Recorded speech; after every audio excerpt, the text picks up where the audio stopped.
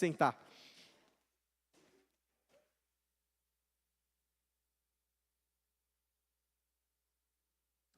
A gente hoje vai meditar em Êxodo, capítulo 1. E nesse texto de Êxodo, capítulo 1, a gente tem relatado aqui o fato de que José, um dos filhos de Jacó, ele morre, bem como toda aquela geração que estavam ali no Egito, naquele momento importante em que José era o braço direito, né, do rei do Egito, do faraó. Toda aquela geração morre. E conforme essa geração passa, muda-se também ali o próprio faraó.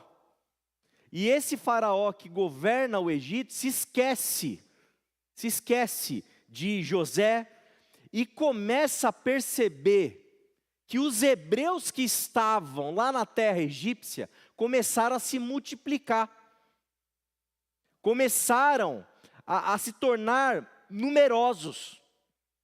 E o texto vai narrar para a gente, vai dizer que o faraó e ali todos os que estão governando o Egito, os egípcios, eles começam a ficar tão preocupados que eles entendem que eles precisam usar da inteligência, da astúcia deles, para poder conter o risco dos hebreus se tornarem tão numerosos e, consequentemente, terem força bélica como exército, para poder enfrentar os próprios egípcios, isso ser um risco ali no Egito, que eles têm que estrategiar um jeito de contê-los, E o que eles fazem? Escravidão, peso, opressão. E o texto vai dizer para a gente até no verso 14, que a estratégia é tão bem executada, que a vida dos hebreus que estavam vivendo no Egito, vai se tornar amarga. E tarefas cada vez mais pesadas e árduas vão ser impostas sobre o povo de Deus que está ali no Egito. Tá certo? E aí a gente chega no verso 15. E é aqui que eu gostaria de ler com vocês nessa noite, a partir do 15, que diz assim: o rei do Egito, diante ainda de toda aquela escravidão e ainda do número numeroso do povo, o rei do Egito, diz aqui o texto, ordenou as parteiras das hebreias, que são parteiras hebreias também, que se chamavam Sifrá e Puá: quando vocês ajudarem as hebreias a dar à luz, observem o local de apoio do parto. Se for menino, matem-no. Se for menina, deixem-na viver. Contudo, as parteiras temeram a Deus e não obedeceram às ordens do rei do Egito. Deixaram viver os meninos. Então o rei do Egito convocou as parteiras e lhes perguntou: por que vocês fizeram isso? Por que deixaram viver os meninos? As parteiras responderam ao faraó: as mulheres hebreias não são como as egípcias, são cheias de vigor e dão à luz antes de chegarem às parteiras. Só um parênteses aqui, na minha opinião, o que elas fizeram foi dar um grande migué ali para o faraó, né?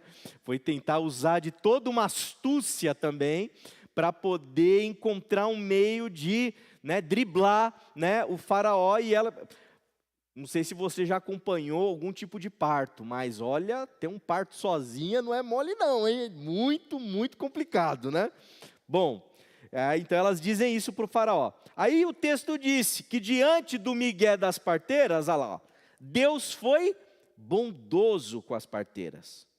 E o povo se multiplicava, tornando-se muito numeroso.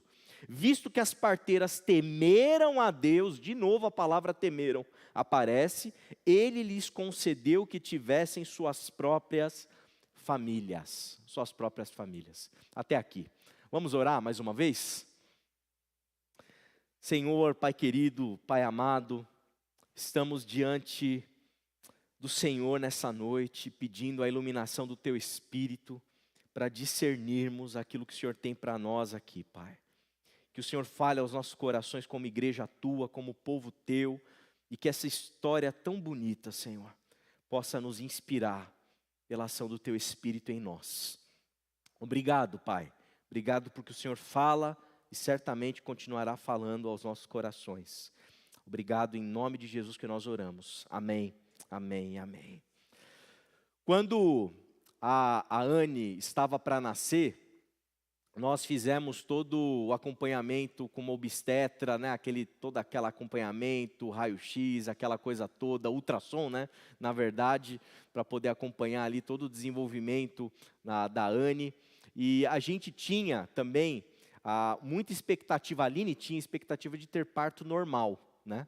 E a gente tinha, dentro da nossa estratégia, da forma de fazer o parto, uma parteira que veio ali nos ajudar, né? Ela já estava em contato com a Aline, tinham feito ali umas videoconferências para orientar algumas coisas, e na época, quando chegasse o momento das contrações, aquela coisa toda, a ideia era a gente ligar para essa mulher, que na verdade, tecnicamente é uma enfermeira obstetra, essa que é o cargo, a função dela, e ela iria acompanhar a Aline ali do comecinho até o final de todo o processo, né? Inclusive a obstetra, ela chegou a falar assim para a gente, falou, quem faz o parto mesmo é a Jana, que é a Janaína, era o nome dessa mulher querida.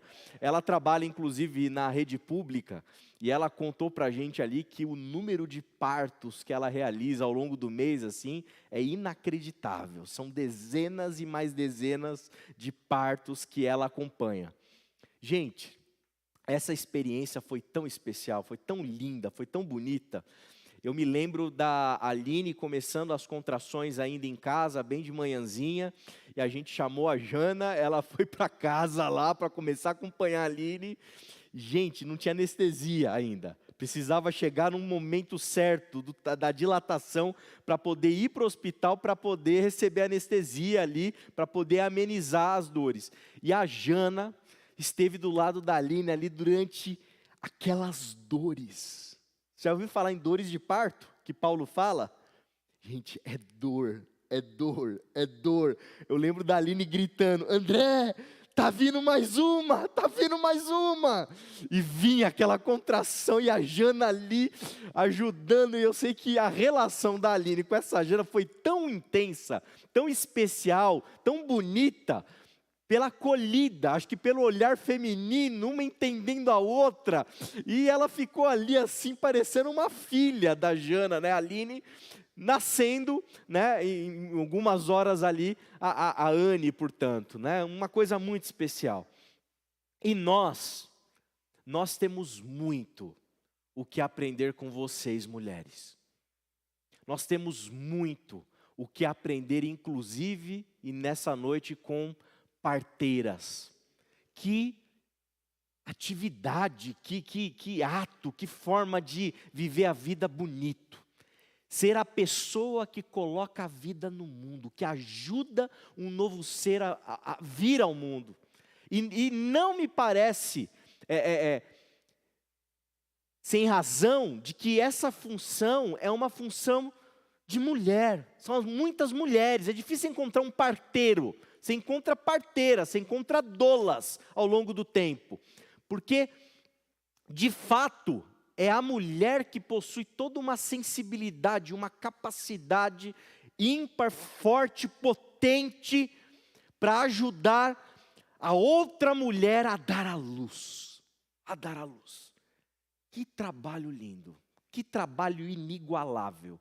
Que momento especial é esse? Nós temos muito o que aprender com as mulheres e aprender de maneira especial com as parteiras.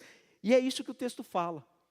O texto bíblico, mesmo sendo escrito em contextos extremamente machistas, em que a mulher muitas das vezes não tinha vez, ele deixa escapar para a gente momentos ímpares, momentos especiais, momentos decisivos, em que a mulher, embora não apareça de maneira predominante ao longo de toda a história bíblica, ela tem momentos-chave, que são tão contundentes que determinam o rumo, digamos assim, daquilo que Deus quer e deseja que aconteça na história.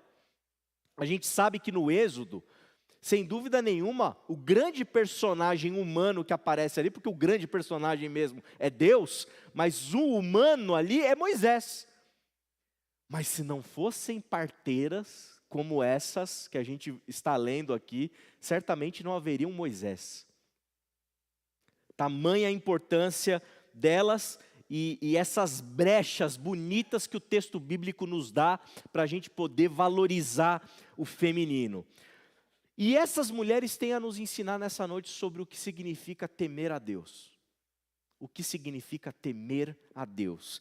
As parteiras, o texto fala para a gente que elas são a Sifrá, e essa Sifrá, o nome dela significa beleza. Olha que bonito, que interessante, beleza. E a Puá, que significa esplendor. Esplendor. E essas mulheres belas, essas mulheres esplêndidas que estão aparecendo aqui no texto, são mulheres que nos ensinam o verdadeiro significado de temer a Deus.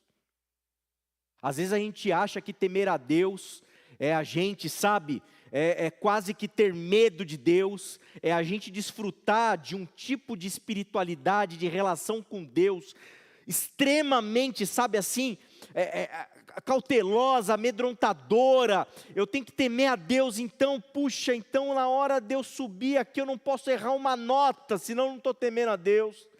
Eu não posso gaguejar na hora de dar um aviso, senão eu não estou temendo a Deus.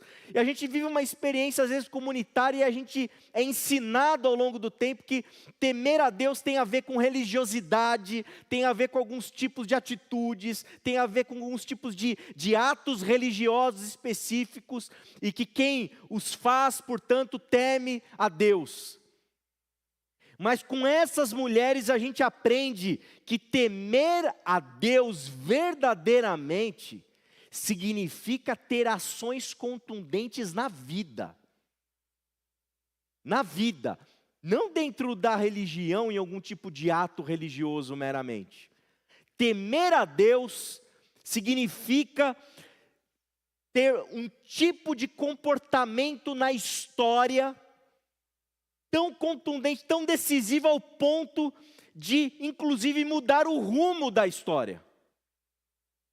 Temer a Deus significa a gente ser dotado de um tipo de atenção na existência, em que a gente fica com os olhos abertos, a gente fica com a nossa sensibilidade aguçada para perceber momentos e brechas, instantes, em que a gente tem que tomar ações, tomar decisões, fazer escolhas que realmente reflitam o que significa caminhar com Deus.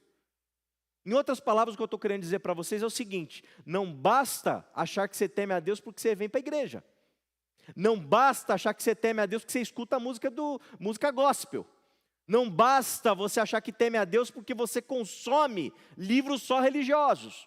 Não basta você temer a Deus com a tua boca.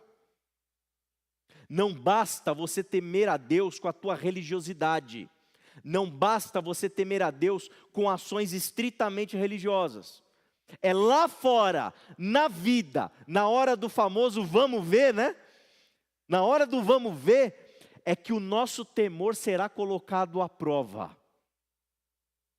É na hora de decisões assim, importantíssimas na nossa vida, de escolhas contundentes e ações drásticas na existência, é que a gente sabe se realmente o temor de Deus habita a nossa alma e o nosso coração. É sobre isso que a gente vai falar. E saiba, meu irmão e minha irmã, se você prestar atenção nessa mensagem, se você meditar nessa história com profundidade, eu creio que nós todos aqui, movidos pelo Espírito do mesmo Deus, que inspirou Sifrá e Puá, nós podemos ser instrumentos de Deus no mundo para mudar o rumo da história. Mudar o rumo da história. O texto vai nos dizer que essas mulheres foram chamadas por Faraó, gente. Faraó, ele era um deus naquele Egito. Era um dos homens mais poderosos de toda aquela região, de todo o mundo do Oriente daquela época.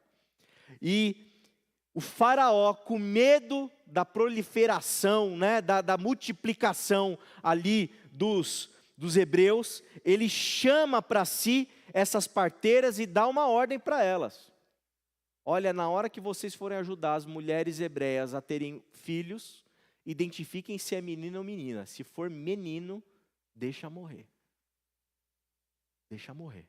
Se for menino, menina pode viver, porque menina não vai para a guerra, e se não tiver homem, não tem a possibilidade de ter mais filhos, etc e tal. Mas se for menino, mate, mate. E o que essas mulheres fazem? Essas duas mulheres, elas não obedecem à ordem desse homem que era considerado um deus. Elas não obedecem à ordem do rei do Egito. Elas não obedecem, e o texto fala que por elas temerem a Deus, elas desobedecem, e na sequência, durante um determinado tempo, o faraó as chama e fala: por que vocês fizeram isso? E elas dão aquela resposta: olha, é o seguinte, as mulheres hebreias são diferentes das egípcias. Quando a gente está chegando, o neném já nasceu.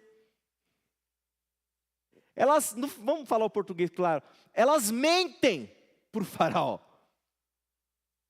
Você tem noção do risco que essas mulheres estão correndo ao não cumprirem a ordem do faraó e mentirem ainda para ele? O ato dessas mulheres é um ato de coragem, é um ato de resistência, é um ato de muita nobreza, é uma decisão muito difícil que elas tomaram, mas elas juntas ali optaram pelo caminho do risco. Optaram por colocar suas vidas em risco perante o faraó para poder preservar o nascimento daquelas crianças. Coragem, gente. Temer a Deus exige de cada um de nós coragem. Temer a Deus exige de cada um de nós, ao longo da vida, de segunda a sábado, não somente no domingo aqui na igreja, nós termos coragem de dizer não para coisas que nos são colocadas, coragem para não aceitar tudo aquilo que a lógica desse mundo quer impor para a gente, coragem para a gente escolher lados na história e na vida que podem nos prejudicar, coragem para escolher o caminho, e à luz da nossa fé cristã, o caminho da cruz. Você acha que foi fácil para as parteiras escolherem isso? Você acha que elas ficaram de boa? Não, a gente teme a Deus, a gente vai fazer isso porque vai ser muito legal, e Deus um dia vai nos abençoar. Tensão, medo. O que a gente faz? Imagina o diálogo dessas mulheres. E agora, o que a gente faz? Como que a gente vai prestar contas para o faraó? E se ele descobrir? E se a gente morrer? Tensão, mas elas escolheram o caminho mais difícil. Quem teme a Deus não tem medo de escolher caminhos difíceis na vida. Quem teme a Deus não tem medo de escolher o caminho da cruz. Quem teme a Deus não tem medo de se encontrar com Faraó e mentir para Faraó em prol de uma causa maior. Quem teme a Deus não escolhe aquilo que é fácil e que nos beneficia. Gente, essa mensagem aqui que eu estou partilhando, esse texto que nós estamos meditando, isso aqui não enche igreja. Isso aqui não dá view no YouTube. Isso aqui não dá ibope. Porque está todo mundo atrás do quê? De sucesso, de bem-estar, de estar bem, de tomar as decisões que vão facilitar, tomar as decisões que vão nos ajudar, que vão beneficiar os nossos, decisões que vão fazer a gente viver num lugar de estabilidade, de conforto, de paz. Mas quando nós escolhemos caminhar com esse Deus e temê-lo, não é da boca para fora, é na hora, como eu disse, do vamos ver, nós vamos precisar decidir, fazer escolhas. Escolhas que vão, muitas vezes, nos prejudicar, que vão nos colocar em risco, que vão nos tirar da nossa zona de conforto. Coragem. Quem teme a Deus tem coragem na vida. Quem teme a Deus tem coragem para talvez lidar com um chefe. Um chefe que muitas vezes, eu me lembro de um chefe que eu tive, que às vezes o cara era tão perverso, que ele me chamava assim, e falava assim, olha lá André, olha aquela pessoa ali, ó. Olha lá, não está trabalhando aquele vagabundo. Olha aquela menina ali, ó, que não sei o que, não sei o que. E ficava assim, sabe? Descendo a lenha em todo mundo da empresa, assim, sabe? Com um linguajar, com uma frieza, com uma maldade, com uma perversão. Temer a Deus envolve você olhar para chefes como esse e falar não para eles. Eu não vou ser assim. Eu não sou assim. Eu não jogo o jogo sujo que você joga. Eu não sou movido por esses desejos que te movem. Eu não sou movido por esse egoísmo que te move. Temer a Deus envolve, muitas vezes, você ser a pessoa que diante de uma circunstância familiar, você está sendo prejudicado, você age com a cautela em prol da paz. Eu me lembro quando eu era criança, contar uma coisa para vocês aqui. Eu era um adolescente, assim, eu fui um adolescente muito difícil, né? Eu fico imaginando como vai ser a Ana, eu falo assim, será como que vai ser, né? Mas o meu pai, nossa, ele deu uma sofrida comigo, coitado, né? Porque eu era muito provocador, assim, muito respondão, né? E eu me lembro que meu pai muitas vezes, muitas circunstâncias, brigas minhas, às vezes com a irmã, sabe aquela coisa, né? O meu pai tentava o quê? Escolher os caminhos que nos levavam para a harmonia, que nos levavam para a paz, que faziam com que as coisas ficassem boas, né? Eu me lembro de vezes que meu pai, assim, em alguma circunstância de trabalho, ele contava, verbalizava alguma coisa que hoje eu sei que significa aquela coisa de engolir o sapo na empresa. Quem já ouviu falar nisso, né? Quando você tem que engolir o sapo na empresa, e você engole o sapo na empresa para poder voltar para casa com o teu emprego, para cuidar dos teus filhos, para poder sustentar uma família, para poder dar o conforto para os seus. Você se prejudica lá, em prol dos outros, entende? E eu lembro que muitas vezes eu virei para o meu pai e falei assim, isso é muito político, no sentido de fazer a politicagem, tipo, eu não quero ser assim não, eu quero, sabe, o que eu falar, eu quero fazer, etc. Sabe esse tipo de gênio, de lógica? E eu olho para trás hoje e eu falo, nossa, como eu era tolo, imaturo, infantil, um desconhecedor do que é a vida, do que é a caminhada de vida. E na vida, para você poder contribuir com ambientes harmoniosos na família, na igreja, ambientes harmoniosos no ambiente profissional, no dia a dia nosso, no que nos dá hoje, né? A gente tem que aprender a engolir sapo. A gente tem que aprender a sofrer quieto. A gente tem que aprender a levar um piano que ninguém sabe que a gente está levando nas nossas costas, em prol de outros, não do nosso bem, não da minha palavra valer, mas para que os outros possam viver melhor. Coragem. Eu olho para o meu pai hoje, eu olho para essa história, eu vejo o meu pai aqui de alguma maneira, eu falo, nossa, corajoso, viu? Corajoso. Ele não mentiu para o chefe, né? Mas de alguma maneira mentiu, né? Omitiu, engoliu seco, não retrucou, não respondeu. Em prol de quem? Em prol de outros. Com certeza, muitas vezes não era o que ele queria, mas não é o que a gente quer, é o que é bom para uma causa maior. Coragem, temer a Deus exige coragem. Na igreja, para a gente poder conviver bem e harmonia, você vai ter que ser corajoso muitas vezes para não falar para o seu irmão, para a sua irmã o que você gostaria de falar.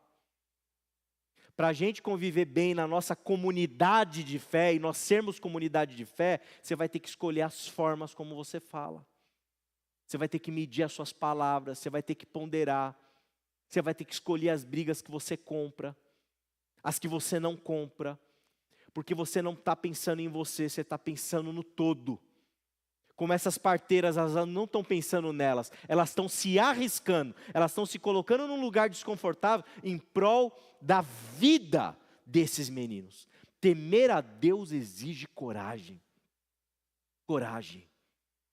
Coragem, inclusive, para você ser capaz de mentir ou ir contra a decisão de alguém poderoso sobre você em prol dos outros. Em prol dos outros. Coragem. Se nós queremos temer a Deus, se prepare, meu irmão, para nós nos tornarmos na vida, na existência, pessoas corajosas, que tomam decisões arriscadas. O texto nos diz que por elas temerem a Deus, Deus as abençoou. E essas parteiras, elas tiveram a chance de terem esposos, filhos, e isso foi resultado desse temor, ação, dessa ação contundente na existência. E eu queria destacar, por fim, aqui nessa noite, nessa meditação, que nós não sabemos o que as nossas decisões vão gerar. Nós não sabemos o que as decisões corajosas que a gente tem que tomar na vida vão gerar como consequência.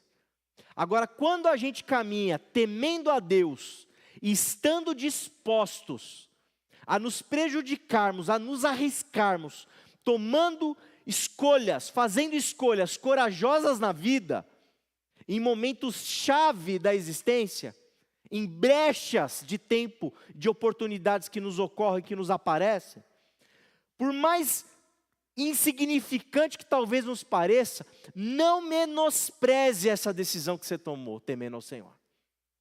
Porque as consequências da tua decisão podem ser gigantescas.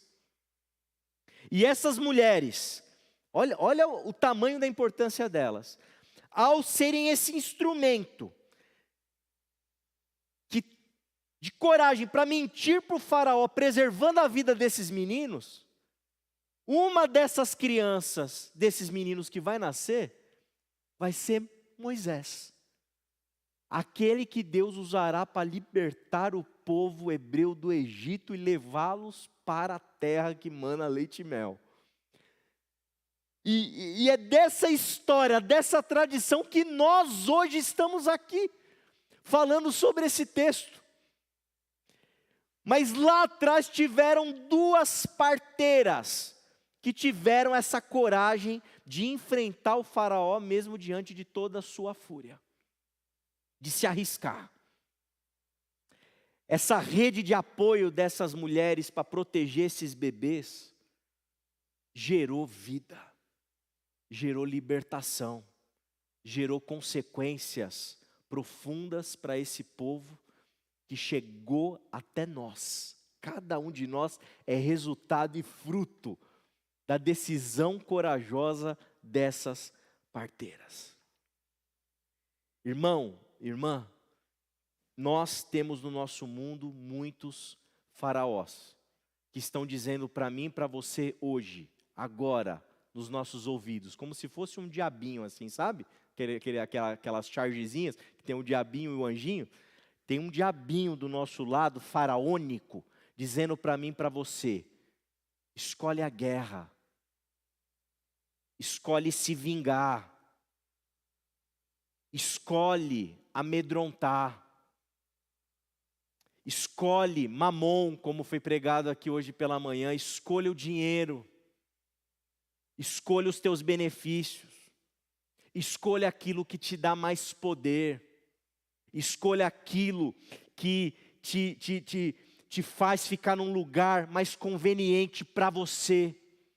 Escolha a agressividade, escolha a violência, escolha as coisas que te importam, mesmo que isso gere morte para os outros. A lógica do nosso tempo é uma lógica agressiva, é uma lógica que está nos conduzindo cada dia mais para longe da paz. É uma lógica em que faz com que a gente permaneça em trevas. É uma lógica que nos torna pessoas cada dia mais compromissadas com esse mundo, com essa perversão. Todos nós aqui estamos ouvindo esse faraó dizendo para a gente: não perdoe, não seja humilde, mas seja alguém cheio de poder para poder pisar nos outros. Seja alguém egoísta. Isso está chegando na gente, em cada propaganda. O espírito da nossa época é esse. A lógica do mundo é essa. E nós precisamos ser corajosos como essas mulheres, para nós sermos astutos. Simples como a pomba, Jesus vai ensinar, e astuto como a serpente. Para a gente saber a hora que a gente vira para o faraó e diz para ele: ah, cara, vem aqui, deixa eu te contar uma historinha da carochinha, só para te dar um migué, porque eu não vou aceitar fazer o que você está pedindo para eu fazer. Nós precisamos ser instrumentos de Deus nesse mundo para subverter a lógica da maldade que impera na vida. Nós precisamos ser instrumento de Deus no mundo para alterar os fluxos da história, para alterar as lógicas da existência. Nós precisamos ser instrumentos de Deus no mundo para sermos moscas nas sopas dos faraós. Nós precisamos incomodar o mundo. Nós precisamos ser contundente no mundo. Nós precisamos sair daqui, meu irmão e minha irmã, desse domingo à noite, em que a gente está louvando a Deus, em que a gente está meditando, em que a gente está homenageando as nossas mães, em que a gente está vivendo essa experiência maravilhosa. A gente precisa saber que para temermos a Deus não é só aqui, a gente tem que ir para lá. Voltar para o nosso trabalho, voltar para a nossa família, voltar para o nosso dia a dia, e se colocar à disposição de Deus para sermos instrumento de subversão das lógicas mundanas, para que a gente seja instrumento para trazer vida ao mundo, meninos ao mundo, crianças ao mundo, gerando vida, existência, e fazermos da nossa biografia pessoas que passam pela vida e são lembradas, e são discernidas, e são percebidas como pessoas bonitas e esplêndidas, igual essas duas parteiras. Gente, seguir a Jesus é uma aventura. Seguir a Jesus é um desafio maravilhoso. Seguir a Jesus é a gente se colocar no mundo à disposição do Espírito que vai nos usar para mudarmos o rumo de várias histórias. De várias histórias. Talvez isso não vai acontecer com um monte de gente te aplaudindo.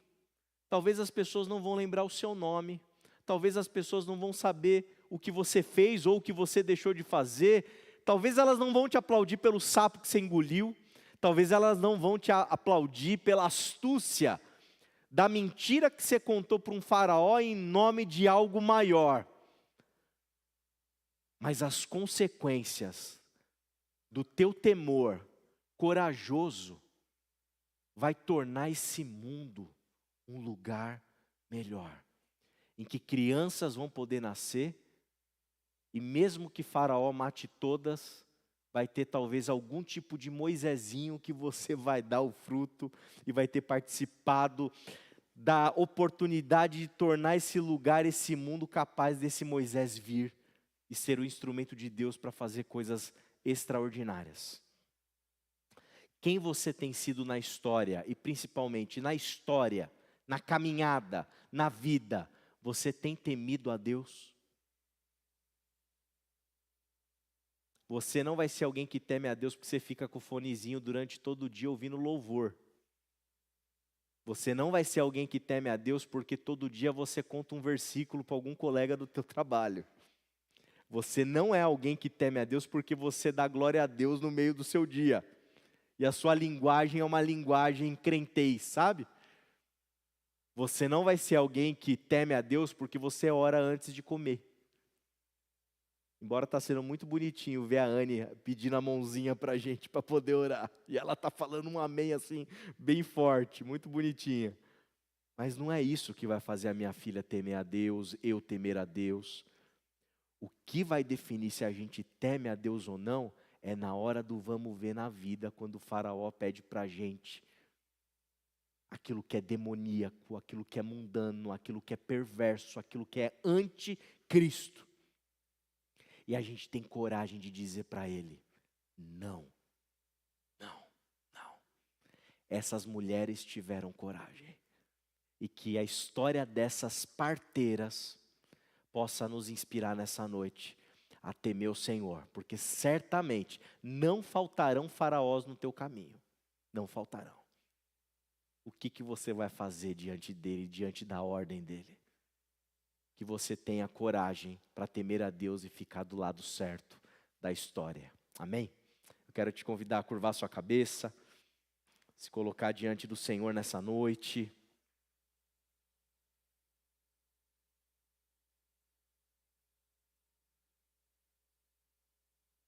E se juntar a mim nessa petição, nessa oração. Senhor, eis aqui a nossa vida, Pai. Eis aqui, Senhor, quem nós somos. E nós estamos desejosos de te temer, Pai.